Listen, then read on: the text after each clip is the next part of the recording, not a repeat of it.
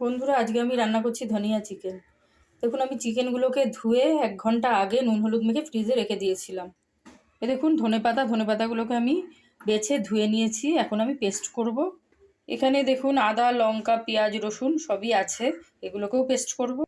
কটা আলু কেটে নিয়েছি, আলু বেশি দিই না আমরা, সামান্য আলু, সেই আলুগুলোকে কেটে নিয়েছি। এগুলো আবার ভাজা করব। এবার দেখুন আমি কিভাবে বানাই।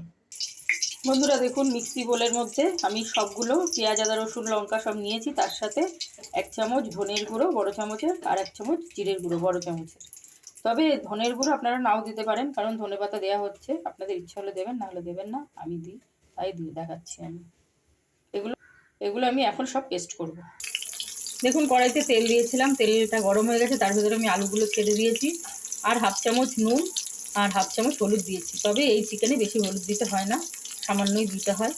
এখন আমি এই আলুগুলো নুন হলুদ দিয়ে ভেজে তুলে নেব।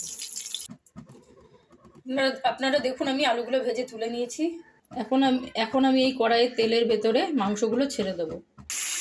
বন্ধুরা দেখুন, কড়াইয়ের গরম তেলের ভেতরে আমি মাংসগুলোকে ছেড়ে দিয়েছি। এখন আমি 2 মিনিট মতো এই মাংসগুলো এই তেলের ভেতরে ভেজে নেব।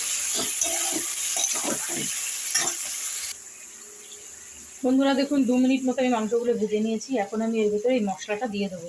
আদা রসুন যে পেস্ট করেছিলাম, সেই মশলাটা আমি দিয়ে দিলাম। গ্যাসটা একটু বাড়িয়ে দিলাম। এখন আমি এইভাবে কিছুক্ষণ কষতে থাকবো। এই আদা রসুন পেঁয়াজ, তারপরে জিরে গুঁড়ো লঙ্কার গুঁড়ো লঙ্কা, এগুলো দিয়ে যে পেস্টটা করেছি, এই পেস্টটা দিয়ে এখন আমি মাংসটাকে কষবো কিছুক্ষণ। আপনারা দেখুন, আমি মাংসটা কিছুক্ষণ কষিয়ে নিয়েছি। এখন আমি এর ভেতরে ধনেপাতা পেস্টটা দিয়ে দেবো। এখন আমি আবার কষবো যতক্ষণ না এই ঝোলটা পুরো শুকিয়ে যাবে, মানে পুরো শুকনো শুকনো হবে। তারপরে আমি জল দেবো এর ভেতরে, তবে গরম জল দেবো, এর মধ্যে হলুদ আর দেবো না। বন্ধুরা দেখুন, মাংসগুলো আমার মোটামুটি কষা হয়ে গেছে। এর ভেতরে এখন আমি আলুগুলো দিয়ে দেবো, আর সামান্য একটু কষাবো। কষিয়ে আমি গরম জলটা দিয়ে দেবো। বন্ধুরা দেখুন, আলুগুলো দিয়ে আমি একটু কষে নিচ্ছি।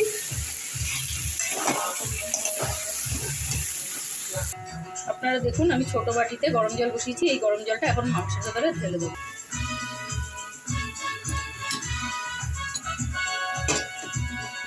এই দেখুন, গরম জলটা আমি দিয়ে দিচ্ছি। এই গরম জলটুকু লাগবে, কারণ আমাদের একটু খেতে ঝোল লাগে। আপনার চাইলে যদি ঝোল কম খান, তাহলে জলটা আরও কম দেবেন।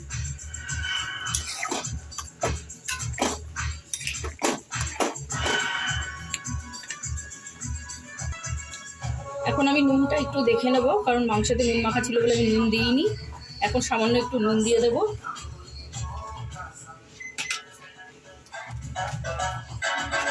সামান্য একটু নুন দিয়ে দিলাম।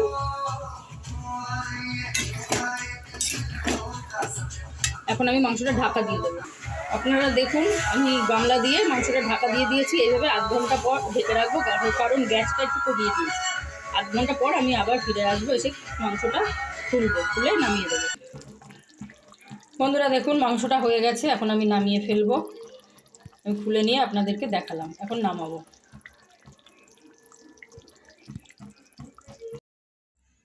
বন্ধুরা দেখুন, তৈরি হয়ে গেছে ধনিয়া চিকেন। আমি নামিয়ে নিয়েছি। হ্যাঁ, এর ভেতরে আমি গরম মশলা দিইনি, কারণ গরম মশলা দিলে ধনেপাতার স্বাদটা নষ্ট হয়ে যায়, সেই কারণে আমি দিইনি। দেখুন, সবুজ হয়েছে রান্নাটা। এই রান্নায় একদম হলুদ খুবই কম দিতে হয়, সেই জন্য সবুজ থাকে রান্নাটা, যেহেতু ধনেপাতা সবুজ। আর আমার রান্নাটা যদি আপনাদের ভালো লাগে, তাহলে লাইক কমেন্ট এবং সাবস্ক্রাইব করবেন।